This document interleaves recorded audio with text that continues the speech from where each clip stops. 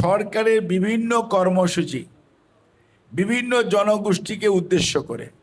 উদ্দেশ্যটা হচ্ছে এই, সবাই যাতে কিছু না কিছুভাবে উপকারভোগী হয়, সুবিধাভোগী হয় এবং তাদের আর্থিক সীমাবদ্ধতা কিছুটা কমে যায় এবং তারা যাতে ভালো হয়। অর্থাৎ আমাদের বর্তমান প্রধানমন্ত্রী জনাব তারেক রহমান নির্বাচনের আগেও আমরা বলেছি আমরা একটা মানবিক বাংলাদেশ গড়তে চাই, যেখানে কোনো মানুষ রাস্তায় যে ভিক্ষাবৃত্তি করে ওই মানুষ, যে এসি রুমে থাকে ওই মানুষ, সব মানুষের কথা চিন্তা করে এবারের বাজেট দেখবেন 9,38,000 কোটি টাকার বাজেট।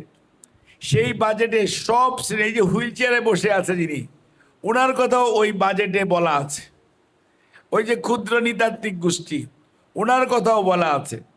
আবার শিল্পী সাহেব বা ফেরদৌস বা মিঠু খান বা নাজমুল, তাদের কথাও বলা আছে। অর্থাৎ গরিব ধনী নির্বিশেষে সরকারি কর্মচারী আমার বাঁয়ে ডাইনে বসা আছে, ওনাদের কথা ওই বাজেটের মধ্যে আছে, যে পয়লা জুলাই থেকে পে স্কেলটা কীভাবে ওনাদেরকে দেওয়া হবে। অর্থাৎ এখানে কিন্তু আমরা কোনো জনগোষ্ঠীকে অবহেলা অথবা বেশি সুবিধা কোনোটাই দেখার, অর্থাৎ সবার জন্য যে সুবিধাটা দরকার সেই লক্ষ্যেই এই বাজেট প্রণয়ন করা হয়েছে। এবং উদ্দেশ্য হচ্ছে একটাই, আমরা সবাই যদি একসাথে ভালো থাকি তাহলে হাকিমপুর ভালো থাকবে, দেশ ভালো থাকবে, আমরা ভালো থাকব। আর যদি আলিহাট খারাপ থাকে আর খট্টা মাধবপাড়া ভালো থাকে তাইলে আর হাকিমপুর ভালো থাকবে না।